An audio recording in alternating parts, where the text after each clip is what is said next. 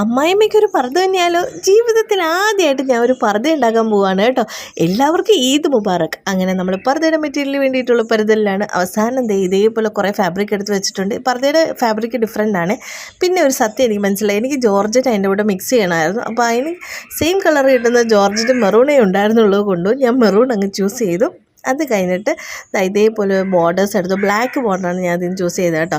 പിന്നെ ഇവിടുത്തെ നമുക്ക് ടാസ്ക് പിടിച്ചാൽ നിൽക്കുന്ന ഫാബ്രിക് അല്ല, ഇങ്ങോട്ട് പിടിച്ചാൽ അങ്ങോട്ട് വിടുന്ന ടൈപ്പ് മെറ്റീരിയലാണ്. അപ്പോൾ ഈ ജോർജറ്റും നമ്മുടെ പർദ്ദയുടെ ഫാബ്രിക്കും കൂടെ മിക്സ് ചെയ്തിട്ടാണ് ഞാൻ ഇവിടെ ഒരു സാധനം ഉണ്ടാക്കാൻ ഉദ്ദേശിക്കുന്നത് കേട്ടോ.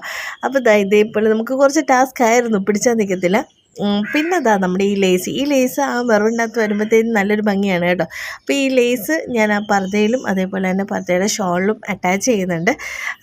അങ്ങനെയാണ് എടുക്കാൻ ഉദ്ദേശിക്കുന്നത് കേട്ടോ. ലൈഫിൽ ആദ്യമായിട്ടാണ് ഞാൻ ഒരെണ്ണം ചെയ്ത് നോക്കുന്നത്. എന്തായാലും ചെയ്ത് കഴിയുമ്പോൾ നിങ്ങൾക്ക് അതിൻ്റെ എക്സാക്ട് റിസൾട്ട് എന്താണെന്ന് കാണുമ്പോൾ നിങ്ങളുടെ അഭിപ്രായങ്ങൾ പറയാം. എല്ലാവർക്കും ഒരിക്കൽ കൂടി ഈദ് മുബാറക്ക്. അടുത്ത വീഡിയോ കാണാൻ മറക്കല്ലേ.